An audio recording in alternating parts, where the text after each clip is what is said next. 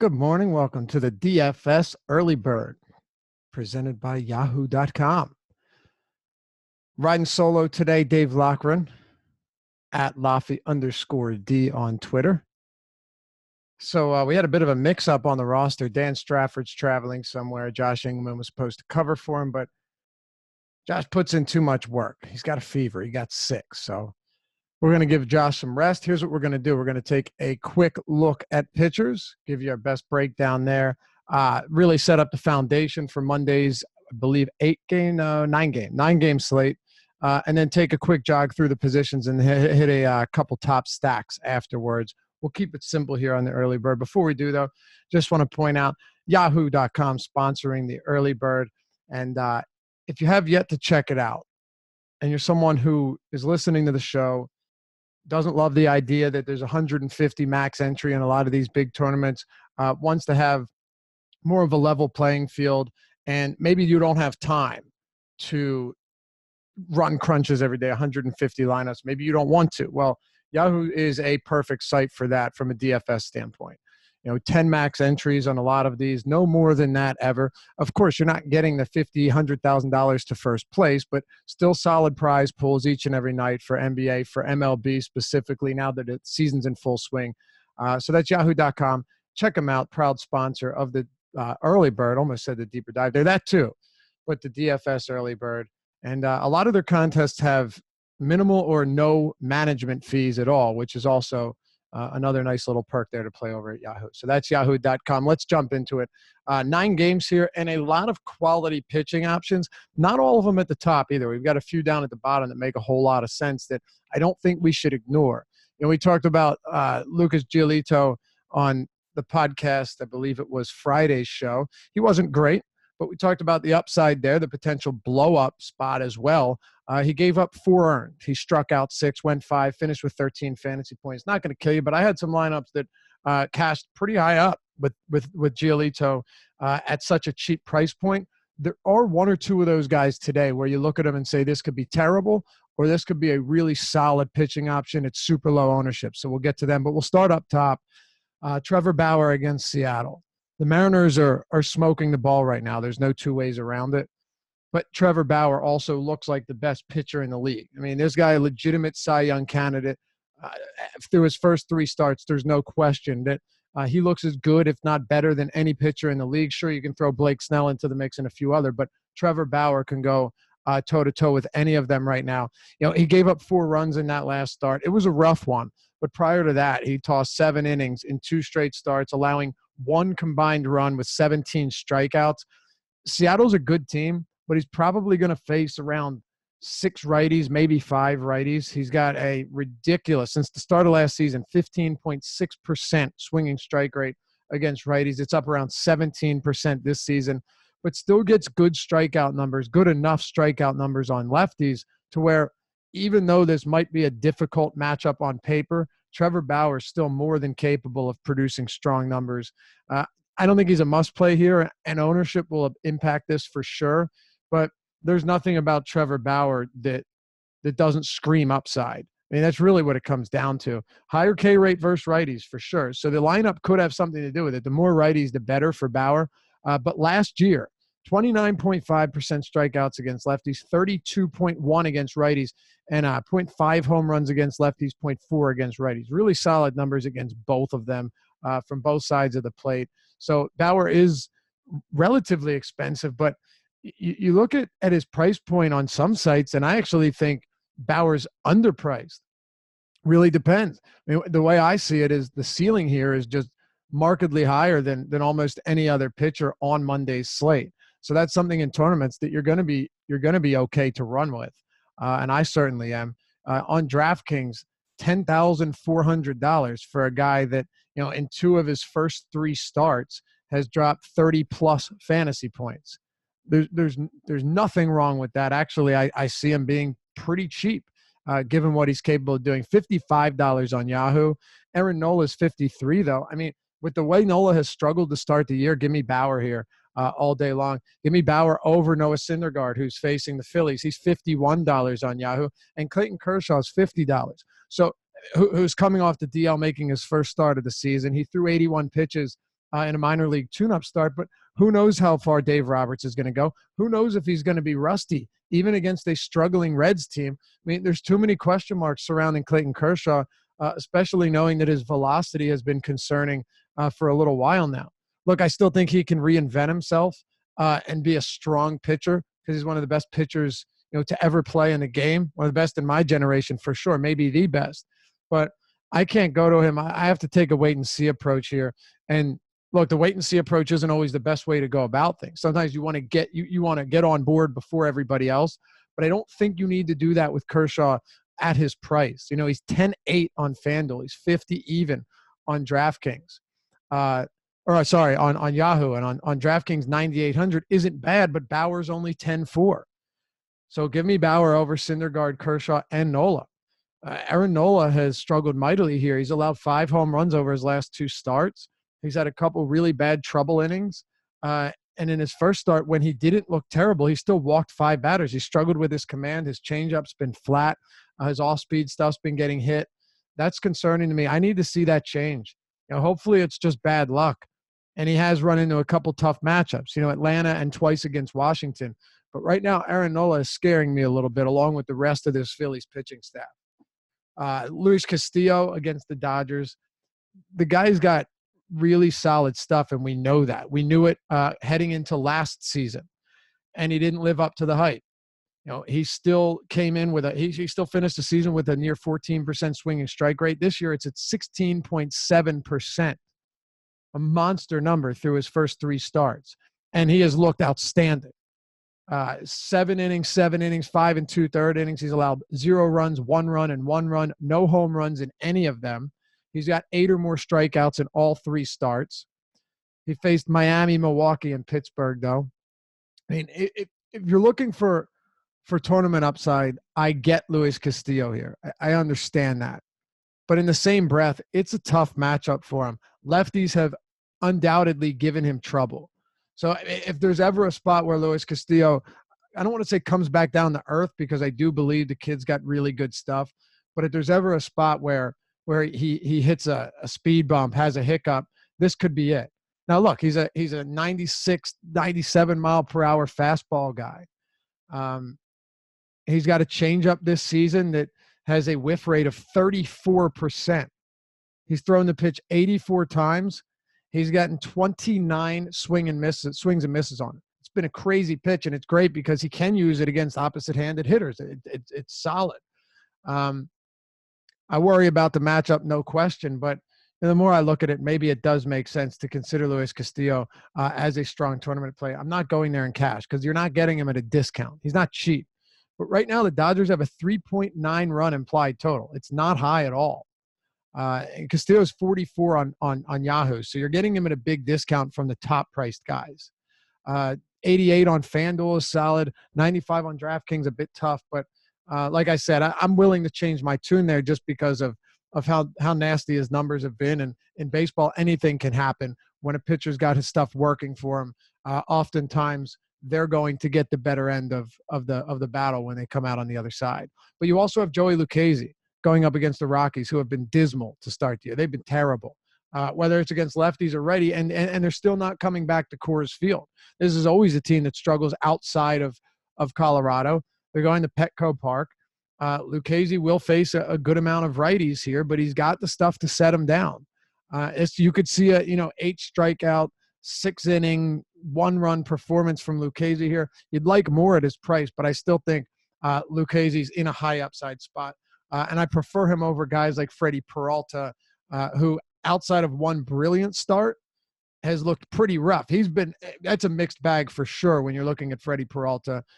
Trevor Richards against the Cubs. Yeah, he's got a really filthy, maybe the best changeup in the game.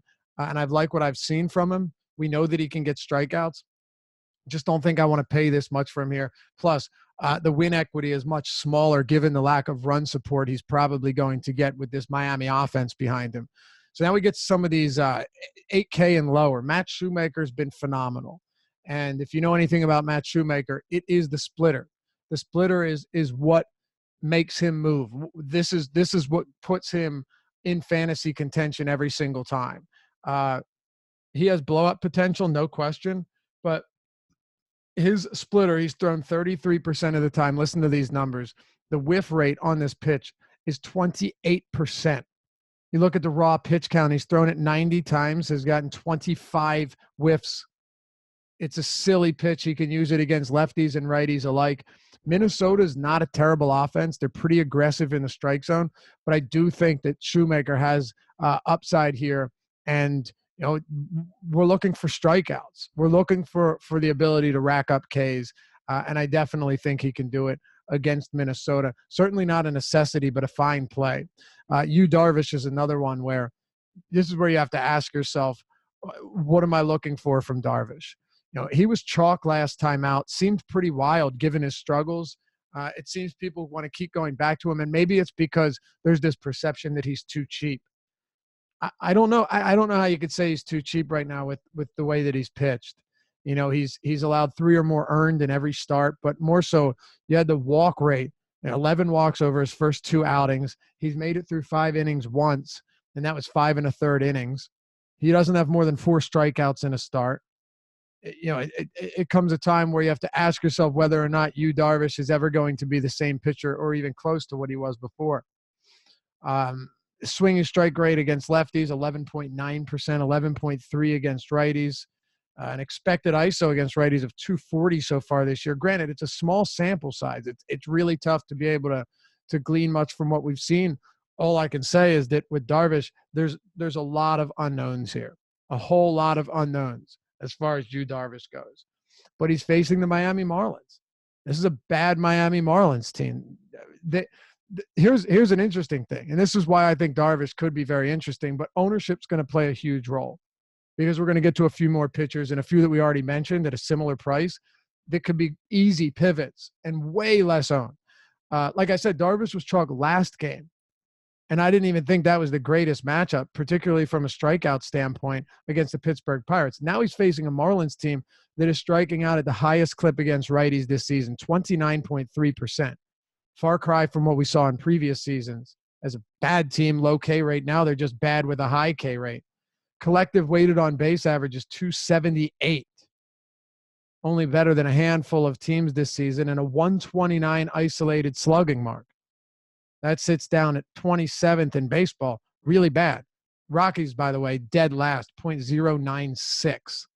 But the big thing, too, is this game comes at Marlins Park. So it's a pitcher-friendly venue. Darvish, this is Darvish's best opportunity. He had to pitch in Texas against the Rangers in his debut at Globe Life Park. Then he had to face an Atlanta team that does not strike out. Just straight contact bats throughout the entire lineup. And then a Pittsburgh team that isn't going to strike out much either. Now, this is the spot for Darvish. Keep an eye on ownership.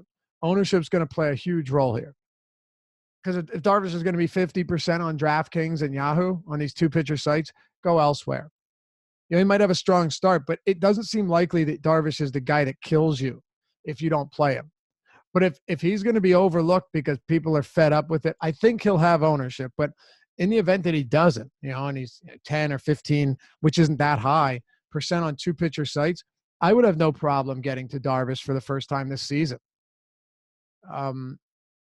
Kikuchi and Senzatella making his first start. These seem like spots that are avoidable. Kikuchi left last start with calf cramps, but I'm pretty sure he's good to go here against Cleveland. It's not a crazy idea to run him out there, $7,700 on DraftKings. That's a good matchup against the bad Cleveland offense that's lost, half of the good bats, if not more, than they've had last season. $3,900 on Yahoo. But not confident here. One guy I want to talk about at the bottom, and you're probably going to roll your eyes when you hear this, but I want to point it out, even if it's just to keep an eye and be aware of this going into this slate. Martin Perez has made 3 appearances this season. None of them have been starts. His velocity is way higher than we've seen it in the past. So he's sitting on 95 miles per hour on his 4-seamer. He throws the 2-seam quite a bit, but he's sitting 95 on his 4-seamer. He's throwing it about a quarter of the time, the sinker about 30% of the time. But here's the interesting thing. And by the way, his velocity was never this high. And maybe it was because he was pitching out of the bullpen, but I'm not sure that'll be the case because he's pitching longer relief innings. Not just going out there to get a batter or two. He's not a loogie. He's not throwing one inning. 3 and 2/3, 2 and 2/3, and 2 innings in all of these starts. He's thrown 82 and 72 pitches, so I don't see any reason he wouldn't be stretched out enough that if he's pitching well, he keeps going. But it's interesting because the whiff rate on his four-seamer with this velocity increase is 16%. Mind you, last season and every season of his career, it's been below 8%. Below 8%. It's at 16%. It's pretty impressive. And then he's got the cutter that he mixes in quite a bit in the changeup. And you look, is he missing bats on these pitches? He is. 21% whiff rate on the cutter, 19% whiff rate on the changeup. He's walking a decent amount of batters, but he's got 12 strikeouts across 8 innings. Look, call me crazy because Martin Perez is the type of guy that we generally always stacked against before. A homer-prone lefty when it came to right-handed bats, pitching at Globe Life Park. But I've got to tell you, there are some things that even if you have no interest in playing him, because I know he's given up some runs. I get that. Martin Perez has not looked great in terms of run prevention over these first 3 games. Mind you, he faced Philly and the Mets, 2 potent offenses, and then Cleveland. No excuses there. But the velocity is up considerably. He's missing a ton of bats. It's not crazy to think that Martin Perez could get some strikeouts here, be completely unowned. Talking like 0.1% owned for Martin Perez. This season, he's faced, he has a 16% swinging strike rate against righties, opposite-handed hitters. Small sample, but just look at the amount of raw whiffs he's getting on these, and it's high. 12.2% swinging strike rate against lefties.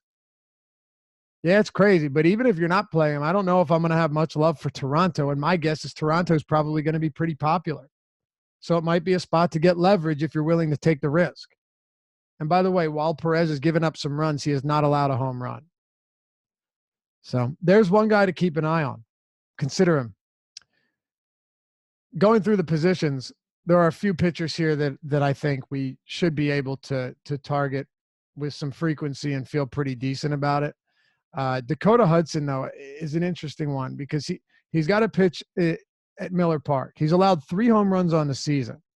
And all 3 of the home runs allowed by Dakota Hudson came at Miller Park in his first start against the Brewers. But his ground ball rate has been through the roof.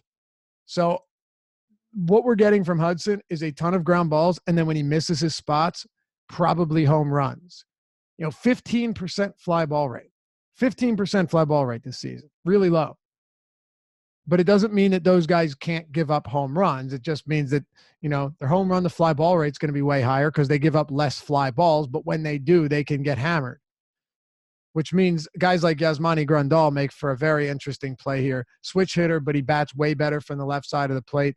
Hudson, look, I don't know how much I want to stack against an extreme ground baller here, but it is a Milwaukee team that's got a ton of pop from the left side of the plate. Great homer-friendly park. It makes sense to me to consider him here. And then looking at the rest of the position, it's a garbage position almost every day, so we won't spend a ton of time here. If Danny Jansen's batting in the middle of the order, it is, like I said, Perez. I think his stuff is certainly improved, but you're getting him at a very cheap price point, and sometimes it just makes sense to get a cheap catcher in there instead of having to pay a premium for him. And Grandal's super expensive on this slate, so it could be difficult to get there. Well, Wellington Castillo being another one. It's a righty-righty matchup, but Heath Fillmyer struggled against same-handed bats. And that's been the case dating back to the start of last season. So, look, not a great position. Go with the cheaper options here if you can. Go with the cheap guys if it's available. If you're looking at a discounted Yadier Molina with a good park shift against Peralta, sure. Pretty tough matchup, righty-righty, but it's not the worst idea if you can't pay all the way up to the top for somebody like Grandal. Realmuto has not looked great to start the year. He's got Syndergaard. Wilson Ramos has Nola.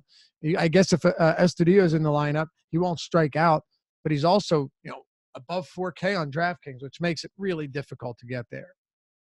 Looking at first base, Travis Shaw against Hudson, it's really the same thing applies for Grandal. It may just be wiser to stack this team instead of going with the one-offs. Hope that Dakota Hudson implodes. But the extreme ground ball rate is a little bit concerning. He's done a decent job outside of that one start, really keeping balls on the ground and making it difficult for opposing hitters. The one thing I forgot to mention, though, is his hard hit rate is through the roof. It's like 46%. So 46% hard hit rate, even if you're giving up a lot of ground balls, when they do go in the air, when they do put lift on them, those balls are going to leave the park. Ryan O'Hearn, obviously, everybody knows how I feel about him. He is the man, and he is going to bat middle of the order against Ervin Santana, who got destroyed in his debut. Now, Ervin Santana is who he is, but one thing that stood out to me about Santana, when you look at his first start of the season, I believe he's only made one start this season. Yeah, on the 9th of April. So he got a late start to the year.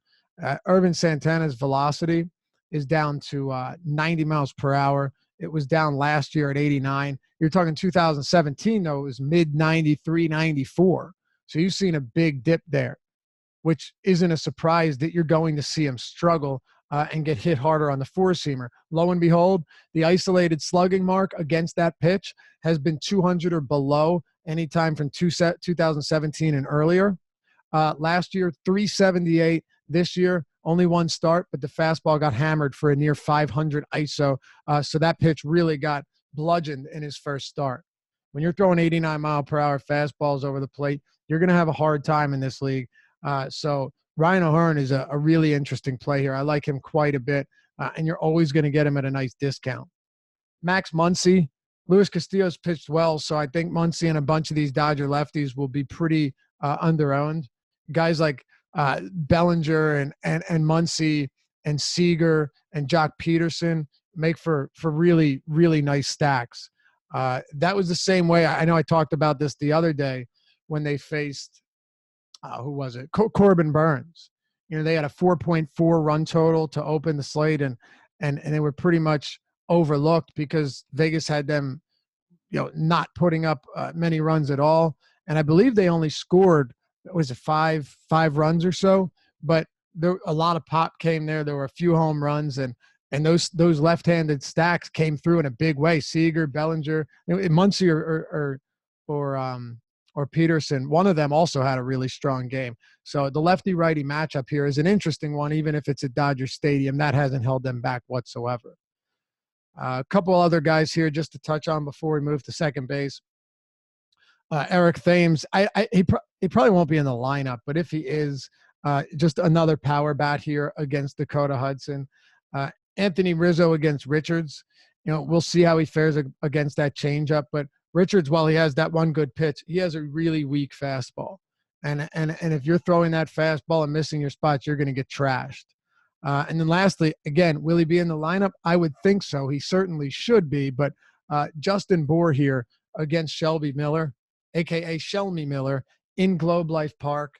Hey, good luck there. I know the Angels don't have a lot of potent left-handed bats, and Bour's not exactly off to a great start this season.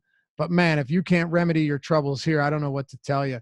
Against Shelby Miller with the platoon advantage at Globe Life, that looks really nice. Plus, he's begun to pick it up lately after a dreadful start to the season. At second base, you got Whit Merrifield atop the position.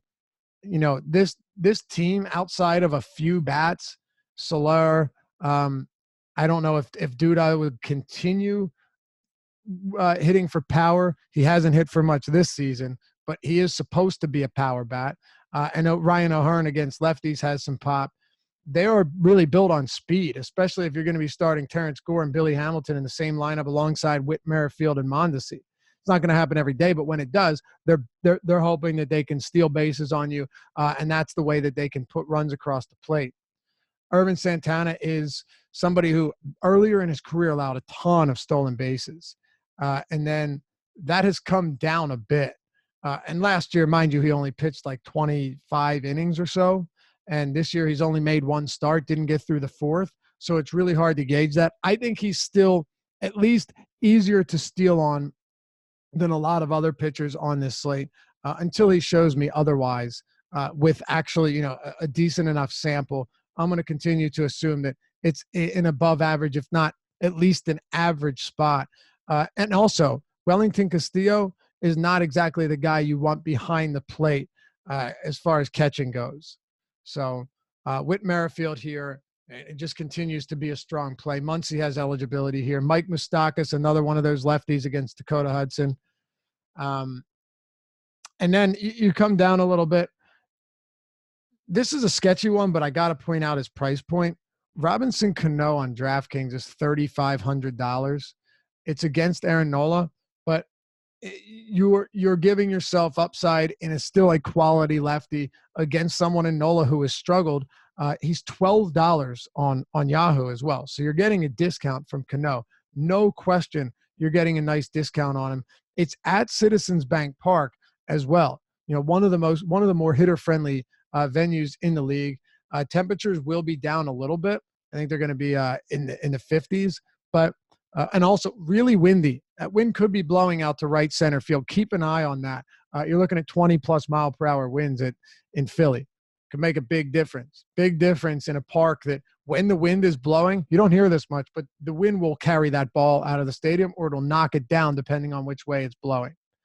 So Robbie Cano at a real discount should not go overlooked just because he's facing Nola. And listen, Nola's homer prone. He has been recently. I mean, is it going to last? I don't know. But he went through stretches last season where the ball was just flying out of the park, particularly Citizens Bank Park. I'm really not afraid to go there. And hopefully people will be. I don't think it's a bad spot at all. If you're going cheap, you have guys like Neil Walker against Darvish. Don't love it, but he's there. And then let's see if we get Fletcher leading off for the Angels. If he is, that might just be a guy where you take the savings against Shelby Miller with multi-position eligibility as well. You take Fletcher, take the savings against Miller at a great park on a night where the Angels have an implied run total. Actually, we don't have one yet. My guess is it'll be up around 5, even though they might not be the most potent offense and the best hitter in the world. Is likely going to be back in the lineup. Pretty sure that Mike Trout should be back in the lineup. That'll make a big difference. We'll get to him at third or at outfield. But let's first go to third base as we take a preliminary look at the slate. By the way, what a weekend. Game of Thrones Season 8 debut, the beginning of the end, or premiere. Some huge upsets in the NBA. Brooklyn, Orlando, San Antonio, some of them big, some of them not, depending on what you expected to see.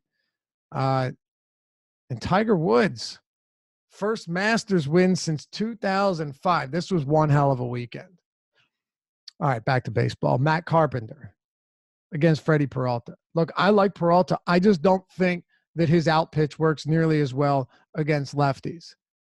And you say, what do you mean? Well, he throws a fastball, curveball. Those are really his two pitches. Why wouldn't that work? Well, the curveball is not a bad pitch, but it's the fastball that he's had such he's had such incredible success with that pitch. He's only throwing the curveball like 15% of the time this year. He's throwing the fastball 80% of the time, the curveball 11% of the time against lefties, the changeup 8% of the time. And he's getting some swings and misses on the change, but he's just not throwing it a lot. Good hitters like Carpenter should be able to hit fastballs here. And my guess is that you will see relatively lower ownership on St. Louis. But the one thing that could change that is Matt Carpenter is $3,800 on DraftKings. So you're getting a big discount there. Jose Ramirez is down below 4K. Imagine that. I know it's been a rough go for Jose Ramirez, but he is sub 4K on DraftKings against Kikuchi. At some point, you'd think he has to turn it around. Who knows at this rate? He's batting, 140 on the season? But he hits from both sides of the plate. He's super cheap. I mean, it's been a horrid start. This is a guy you were drafting top 5, top 6 in seasonal redraft leagues. And he's burning the hell out of you right now. But you also have Travis Shaw against Hudson. You have a decent amount at this position. Manny Machado here, also priced reasonably against Senzatella, who's on 3 days rest. Who knows how much he's going to pitch. 3 days rest after a Thursday tune-up start at the minor league level. Arenado against Lucchesi. He has the platoon advantage. Lucchesi will give up some home runs to righties. I don't hate that as a one-off along with Trevor Story. And then Yohan Moncada against Heath Fillmyer.